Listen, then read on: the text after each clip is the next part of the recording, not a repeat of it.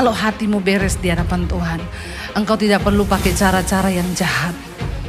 Engkau tidak perlu menghalalkan segala cara untuk engkau mendapatkan janji Tuhan. Sebab Tuhan melihat hatimu dan Dia akan menggenapi. Kita tidak punya alasan untuk kepahitan dan marah kepada orang. Siapakah kita ini? Kalau Tuhan tidak mati bagi kita, kita pun adalah orang-orang yang terkutuk dan berdosa.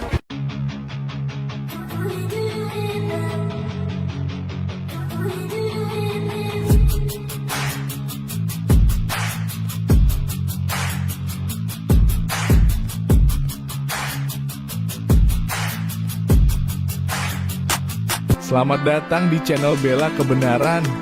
Kami hadir untuk memberikan informasi opini dan atau fakta terhadap situasi yang sedang terjadi. Mari dukung channel ini dengan cara menekan tombol subscribe dan bunyikan loncengnya. Terima kasih.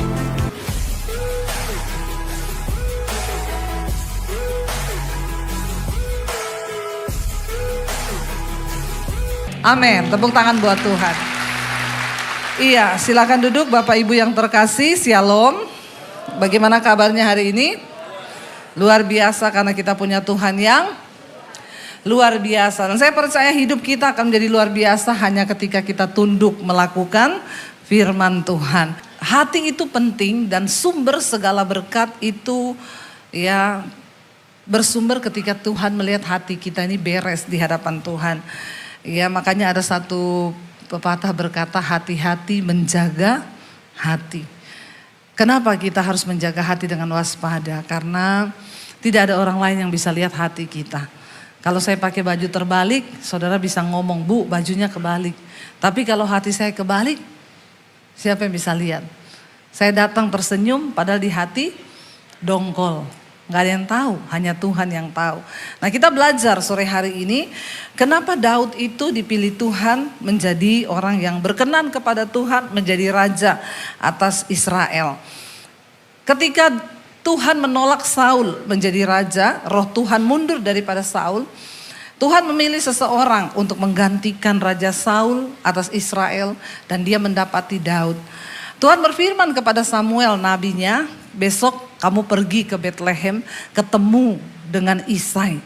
Karena ada seorang dari anak Isai yang akan aku angkat menjadi raja. Isai memiliki 8 orang anak laki-laki, Daud yang paling bungsu. Ketika akhirnya Nabi Samuel datang, dia menyampaikan kepada Isai. Kira-kira bagi Isai ini adalah sebuah berita penting atau tidak Bapak Ibu? Penting ya. Salah satu dari seorang anaknya akan diurapi Tuhan menjadi raja. Dan itu berita penting. Isai belum dikasih tahu siapa yang akan menjadi raja. Dia punya 8 orang anak laki-laki. Dia sampaikan kepada anak-anaknya, dia panggil besok kita akan datang ke hari pengorbanan. Dan salah satu dari kalian akan diurapi menjadi raja atas Israel. Saudara, semua anaknya laki-laki disuruh datang tapi hanya 7. Daud tidak. Saya membayangkan malam itu Isai berkata kepada 7 orang anak laki-lakinya, besok kamu pakai baju bagus. Karena ini acara penting. Ketemu dengan Nabi itu bukan sembarang. Pada zaman itu tidak sembarang orang bisa berjumpa dengan Nabi. Lalu Isai berkata kepada 7 anaknya, kamu pakai baju ini, kamu pakai baju ini. Lalu saudara bisa bayangkan Daud tanya, "Pah, besok aku pakai baju apa? Siapa yang ngajak kamu? Kamu besok gembalakan kambing domba. Kamu gak usah ikut. Kamu gak masuk hitungan. Yang masuk hitungan itu kakak-kakakmu karena mereka prajurit." Saya mau tanya Bapak Ibu, kalau Bapak Ibu yang jadi Daud, kepahitan gak? Jujur. Ayo, kira-kira kepahitan gak?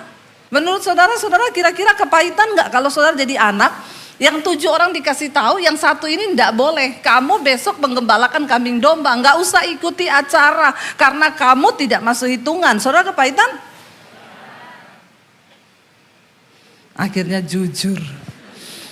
Loh, kita kecewa kan? Pasti ada pertanyaan di hati, kok gitu ya Papa ya?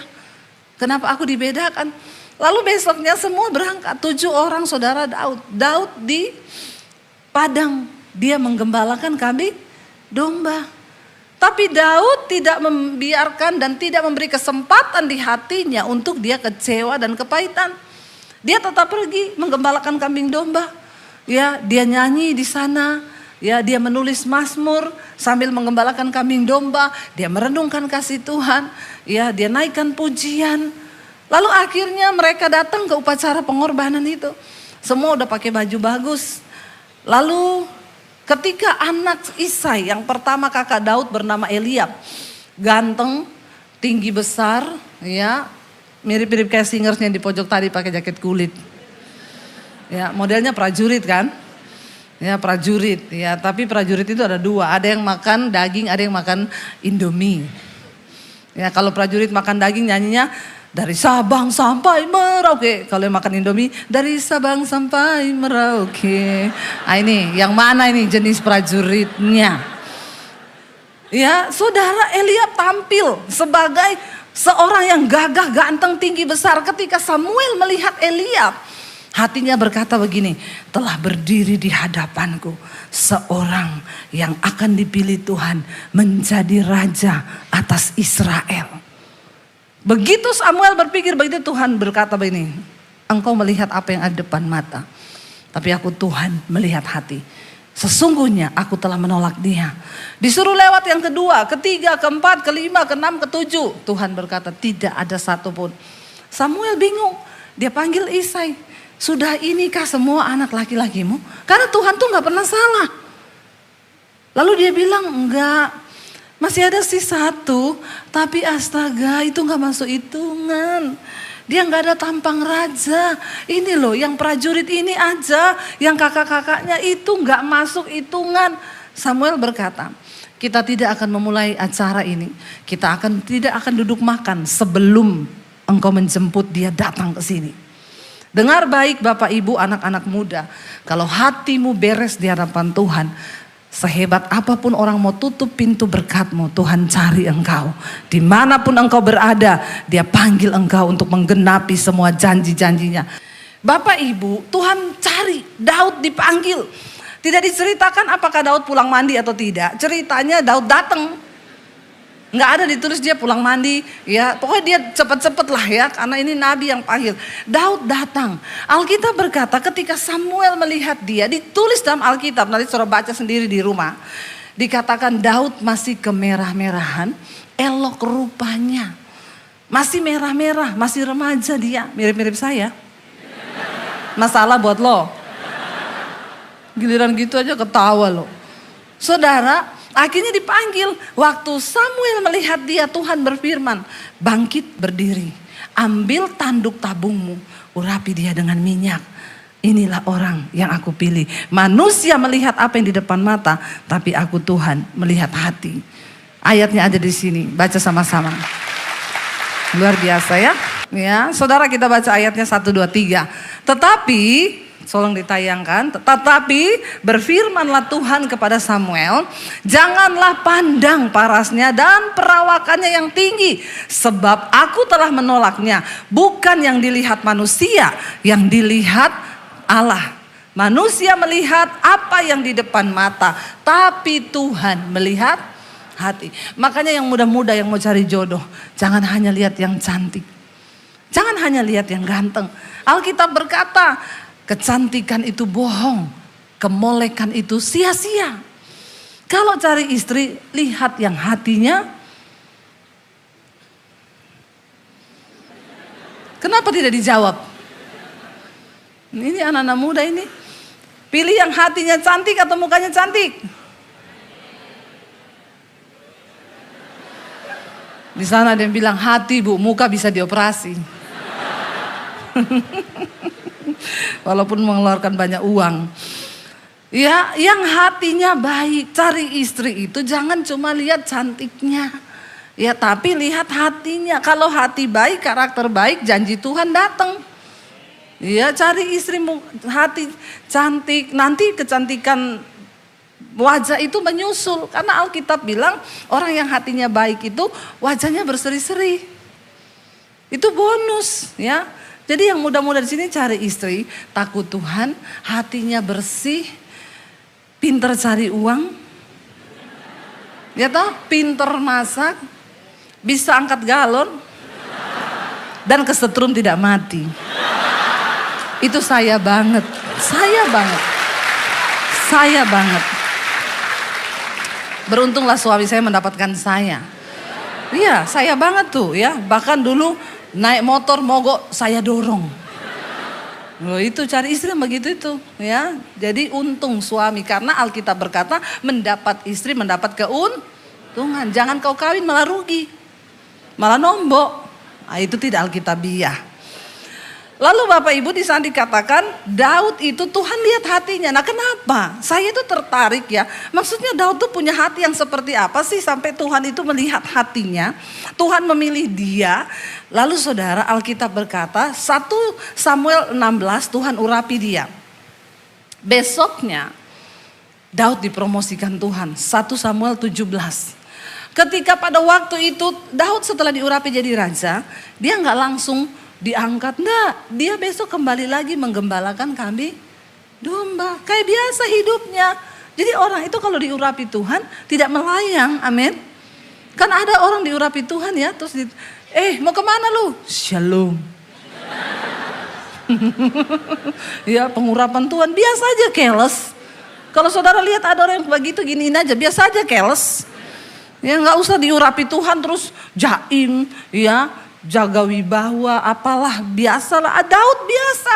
Pengurapan Tuhan atas Daud, besok dia menggembalakan kambing domba lagi seperti biasa.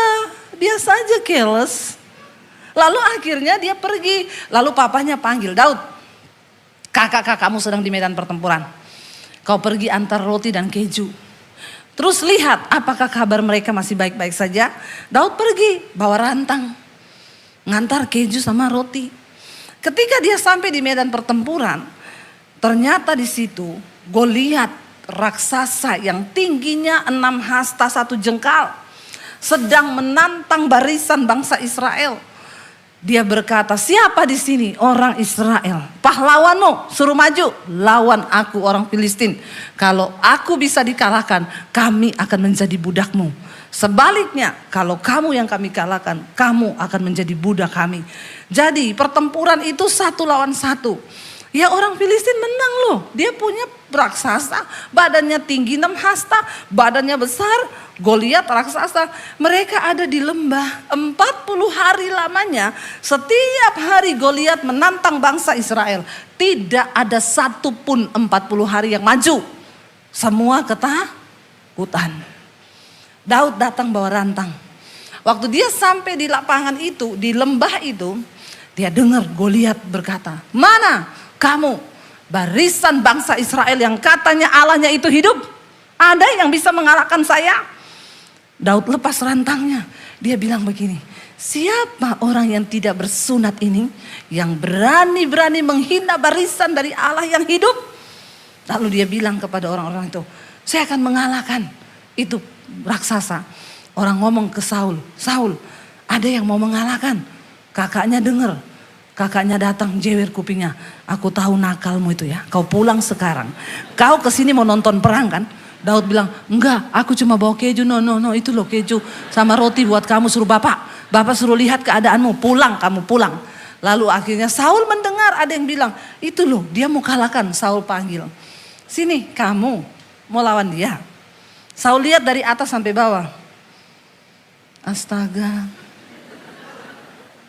Maaf ya, Saul bilang, kamu tidak mungkin bisa mengalahkannya. Kamu masih sangat muda. Tulisan masih sangat muda di situ, diambil dari bahasa Ibrani na'ar. Itu dipakai sebagai istilah yang menunjuk kepada anak remaja usia 8 sampai 15 tahun. Jadi umur Daud waktu itu remaja. Saul berkata, kamu tidak mungkin. Kenapa? Dia dari muda latihan perang. Itu pahlawan. Dia punya senjata banyak. Kamu, Daud bilang, Raja, aku nih tiap hari menggembalakan kambing domba ayahku. Kalau ada singa datang, makan dombaku, aku kejar, aku robek mulutnya, aku ambil singanya. Saul, apa iya? Dia menceritakan pengalaman pribadinya dengan Tuhan. Dia nggak ngomong, dia berlatih perang. Kalau ada beruang datang, ambil dombaku. Aku kejar, aku robek mulutnya, aku ambil si dombaku dari mulutnya. Allah yang memberi aku kemenangan melawan singa dan beruang itu. Dia juga yang akan beri aku kemenangan melawan orang Filistin yang tidak bersunat ini. Lalu Saul gini, ya tepuk tangan. Puji Tuhan, haleluya 12 kali. Sudah terjadi kebangunan rohani di tempat ini. Bapak Ibu, sampai di mana tadi? Bikin bingung kan? Iya, akhirnya Daud tuh gak cerita, saya punya pengalaman perang. Enggak, Tuhan menyertaiku. Daud punya pengalaman pribadi. Akhirnya Saul begini, ya udahlah, daripada dari tadi juga 40 hari kita ndak ada yang berani. Ya udahlah, siapa tahu tuh, walahu alam. Maju aja lah. Nih, pakai baju perangku. Saul coba berjalan dengan baju perang itu. Alkitab berkata dia gak bisa jalan karena memang dia gak pernah pakai begitu. Dia copot, dia ambil batu, dia jalan menuju kepada Goliat. Goliat berkata gini, kamu pikir aku anjing? Kamu datangi aku dengan batu? Senjata apa yang kamu mau pakai buat melawan aku? Aku nih datangi engkau memakai tombak, lembing dan pedang. Daud berkata, engkau boleh mendatangi aku dengan pedang, tombak dan lembing. Aku mendatangi engkau dalam nama Allah yang memberikan aku kemenangan. Wow, saudara. Akhirnya mereka maju. Daud ambil satu batu, dipasang di ketepel, diarahkan kepada Goliat. Satu batu pertama masuk di dahinya Goliat.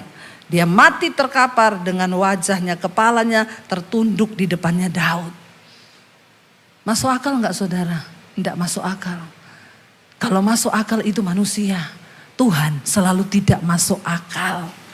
Tuhan itu selalu tidak masuk akal. Dan itu Tuhan. Katakan.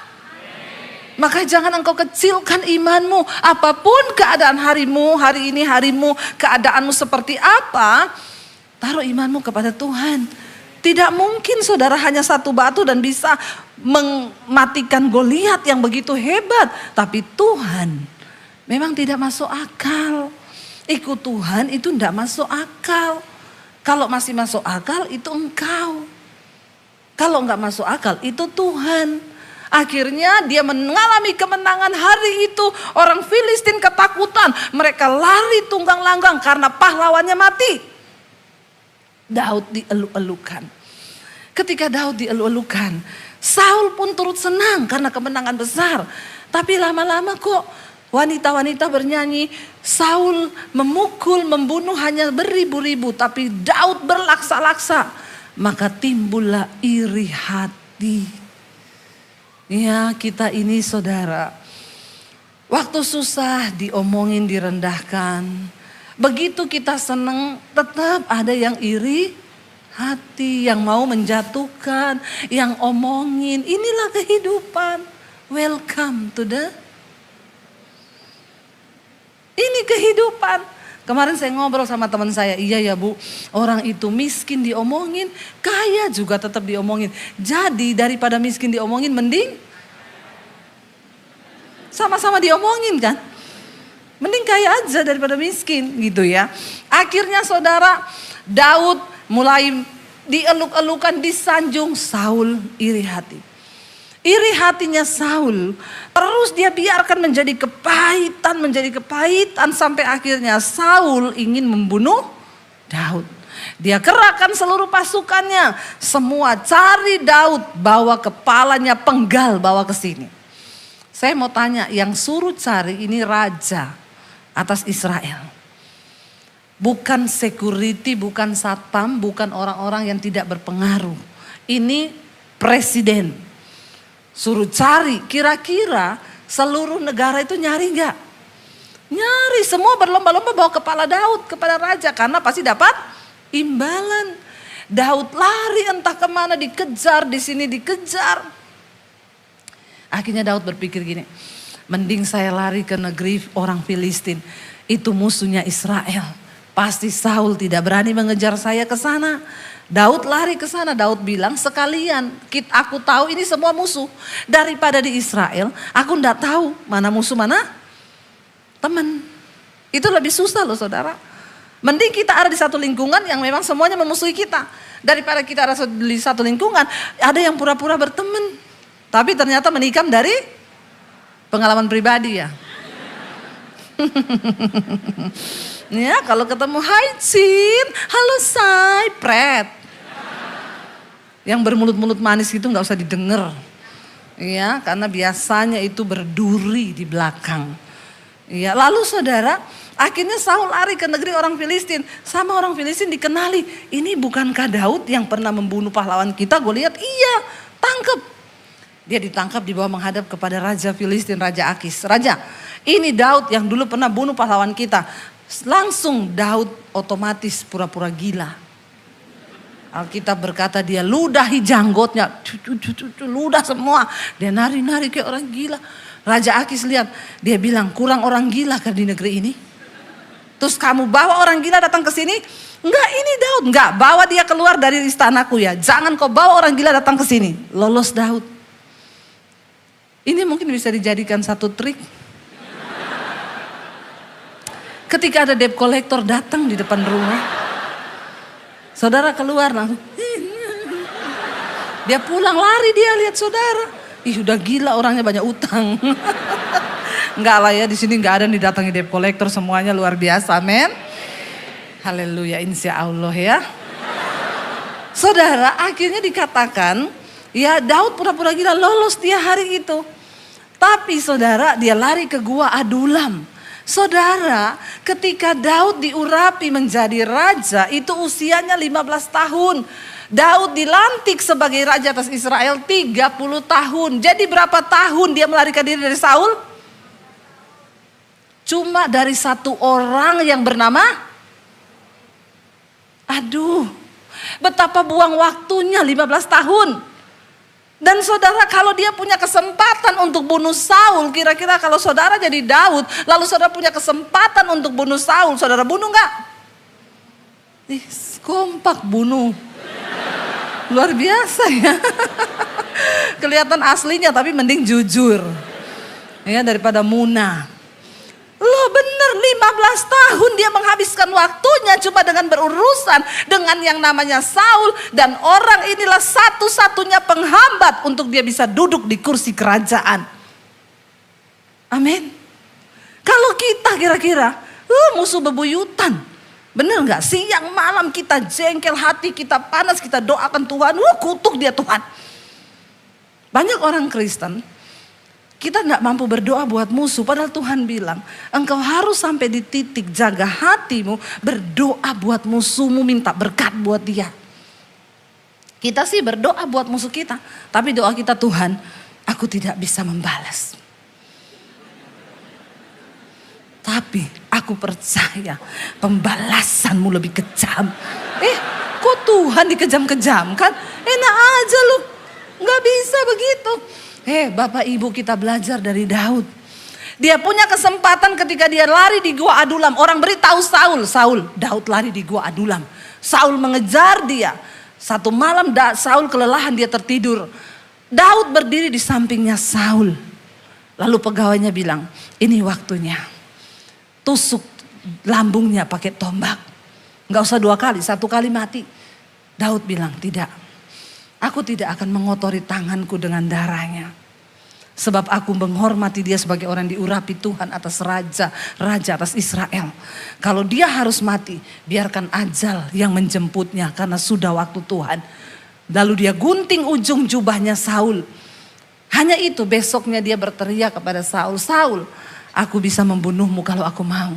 Tapi aku mengasihi engkau. Ini ujung jubahmu. Aku potong ketika engkau sedang tertidur. Dia memiliki hati yang begitu luar biasa. Orang kalau bisa mengendalikan hatinya Bapak Ibu, maka Tuhan akan mengendalikan hidupnya. Tapi kalau orang gak bisa kendalikan hatinya, rusak semua hidupmu. Engkau rusak rencana Tuhan. Orang yang pahit, gak enak. Dia kalau bicara semuanya pahit. Dia kalau ngomong semuanya pahit. Bikin orang tersinggung, melukai banyak orang. Tapi ketika engkau coba jaga hatimu, semuanya akan jadi luar biasa. Saya pernah ketemu satu ibu, saya diminta doakan. Bu, doakan saya, rumah saya di sini, ibu mau datang gak? Saya datang. Begitu saya masuk rumah ketok pintu, yang bukain pintu kakaknya. Dia tanya, cari siapa? Ini rumahnya ibu ini. Iya betul. Situ siapa? Saya bilang, sini pendeta. Oh situ pendeta? Iya saya pendeta. Masuk, duduk. Dalam hati saya, pencobaan apa ini Tuhan? Saya duduk saudara, dia duduk. Dia bilang, oh situ pendeta. Iya. Berarti situ bisa baca saya? Maksudnya Bu? Ya kalau ada tulisan ya tak baca ya. Nggak ada tulisan ya bacanya piye. Dia bilang, situ kan kalau pendeta itu kan punya kuasa toh. Berarti kan situ bisa baca orang. Coba situ baca saya. Kalau ini sih nggak usah perlu berdoa. Sudah terlihat jelas. Orang kayak begini, aduh modelnya kayak setan. Pasti hatinya banyak yang pahit, bener nggak? Nggak mungkin kalau orang hatinya manis begitu. Orang itu kalau kepahitan pertama nggak bisa ketawa. Lihat kanan kirimu yang bisa ketawa, kilik-kitik dulu, biar dia ketawa. Yang kedua nggak bisa nangis, hatinya membatu tidak ada rasa lagi. Orang kalau nggak bisa nangis bahaya. Ya modelnya kayak ibu ini, duduk, ngena, saya mending ketemu anjing galak loh. Daripada ketemu yang kayak gini mending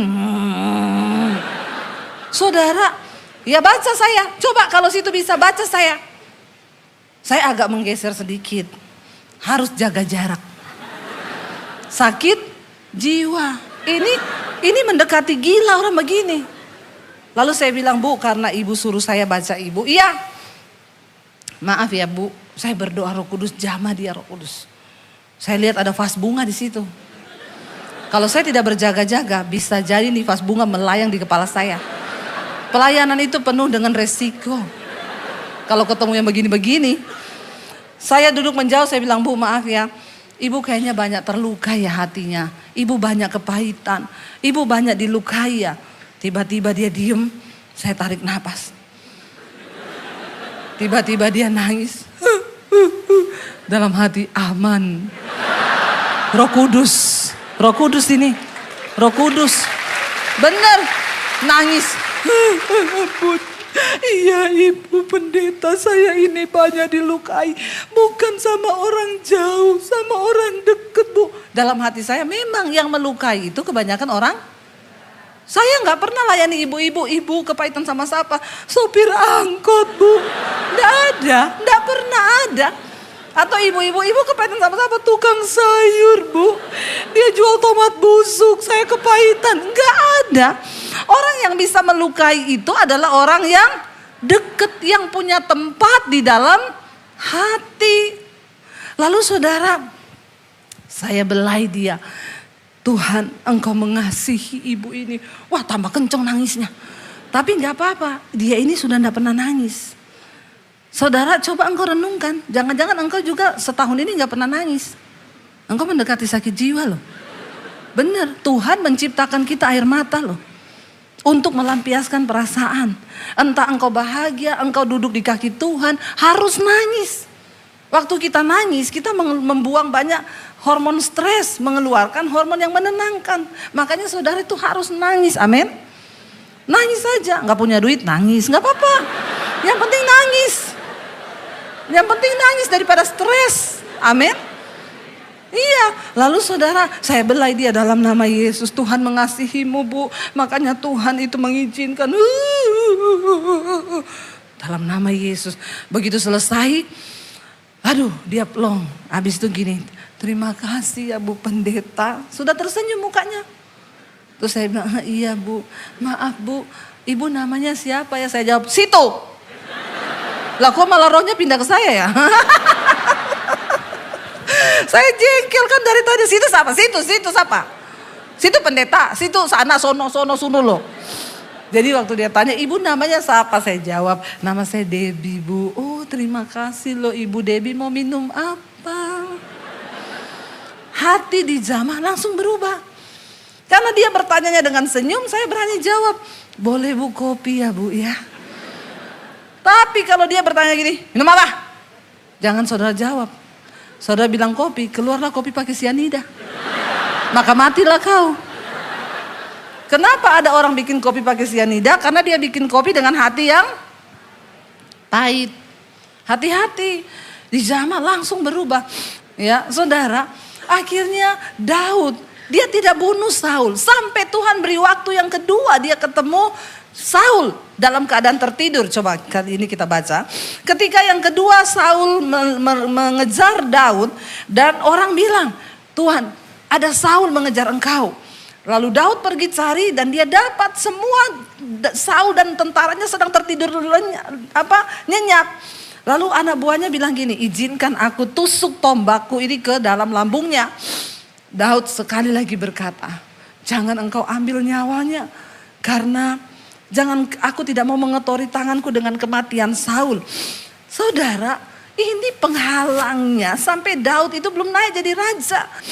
Akhirnya Saul ada kesempatan buat Daud membunuh dia, tapi dia sekali lagi tidak mau. Sampai akhirnya saudara, Daud berkata, jangan dibunuh, aku mau ambil saja senjatanya. Lalu Daud membawa senjata Saul. Dia berteriak kepada Saul, Saul bangun, aku membawa senjatamu. Bagiku mudah untuk membunuh engkau. Lalu dia bilang begini, kita baca yuk. Ya, saya habis ini selesai ya, tenang. 1 Samuel 26. Baca ayat yang ke-18, mulai kita secara cepat aja. Ya, firman Tuhan berkata demikian, 1, 2, 3 kita baca. Lalu berkatalah ia, mengapa pula tuanku mengejar hambanya ini? Apa yang telah kuperbuat? Apakah kejahatan yang melekat pada tanganku? Oleh sebab itu, tuanku raja mendengarkan perkataan hambanya ini. Jika Tuhan yang membujuk engkau melawan aku, maka biarlah ia mencium bau korban persembahan. Tetapi jika itu anak-anak manusia, terkutuklah mereka di hadapan Tuhan, karena mereka sekarang mengusir aku, sehingga aku tidak mendapat bagian daripada milik Tuhan, dengan berkata, pergilah beribadah kepada Allah lain. Sebab itu janganlah kiranya darahku tertumpah ke tanah jauh dari hadapan Tuhan, sebab Raja Israel keluar untuk mencabut nyawaku seperti orang memburu seekor ayam hutan di gunung-gunung. Lalu berkatalah Saul, aku telah berbuat dosa. Pulanglah anakku Daud, sebab aku tidak akan berbuat jahat lagi kepadamu, karena nyawaku pada hari ini berharga di matamu. Sesungguhnya perbuatanku itu bodoh dan aku sesat sama sekali. Tetapi Daud menjawab, inilah tombak itu ya tuanku raja, baiklah salah seorang dari orang-orangmu menyeberang untuk mengambilnya. Tuhan akan membalas kebenaran dan kesetiaan setiap orang, sebab Tuhan menyerahkan engkau pada hari ini ke dalam tanganku, tetapi aku tidak mau menjamah orang yang diurapi Tuhan. 24. Dan sesungguhnya seperti nyawamu pada hari ini berharga di mataku, demikianlah hendaknya nyawaku berharga di mata Tuhan, dan hendaknya ia melepaskan aku dari segala kesusahan.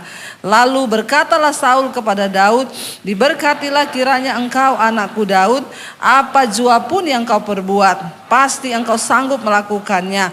Lalu pergilah Daud meneruskan perjalanannya, dan pulanglah Saul ke tempatnya. Kita lihat, Daud tidak begitu saja pulang karena dia tahu pasti Saul akan tetap membunuhnya. Daud percaya banget semua yang terjadi atas hidupnya itu seizin Tuhan. Kalau Tuhan belum selesai, maka itu akan diproses terus. Jadi dia tidak mau mempercepat. Orang yang hatinya tulus di hadapan Tuhan, dia tidak mencurigai Tuhan. Dia tidak menganggap proses itu sebagai sesuatu yang akan menghancurkan dia.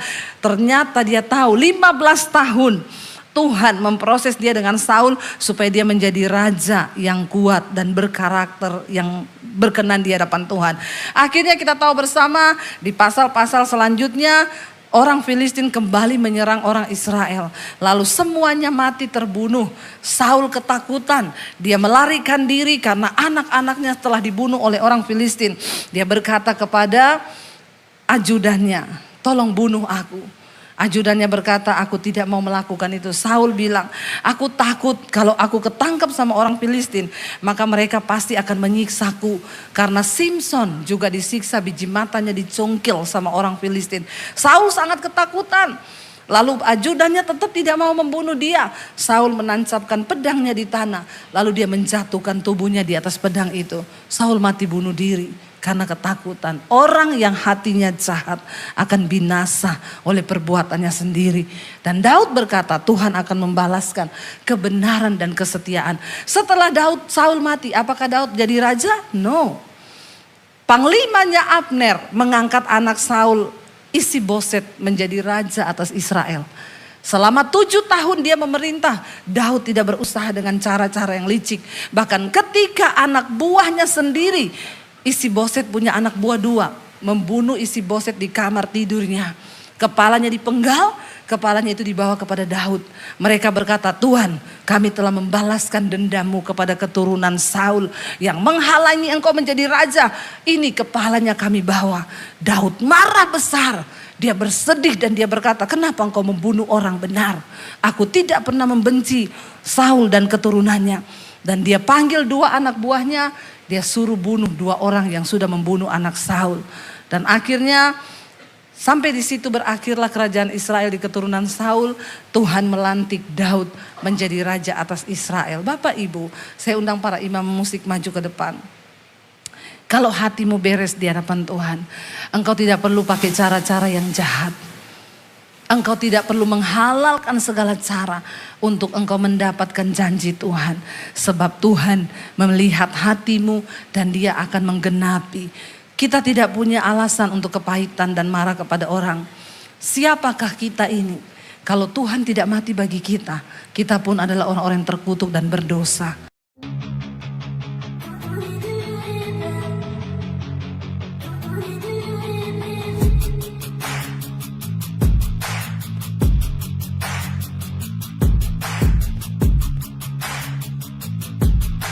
Terima kasih sahabat sudah menyaksikan tayangan kami hari ini. Tuhanlah yang membalas dan memberkati kita semua. Apabila sahabat diberkati, marilah kita dengan murah hati untuk share video ini kepada teman-teman kita yang lain, kepada grup-grup keluarga dan sebagainya.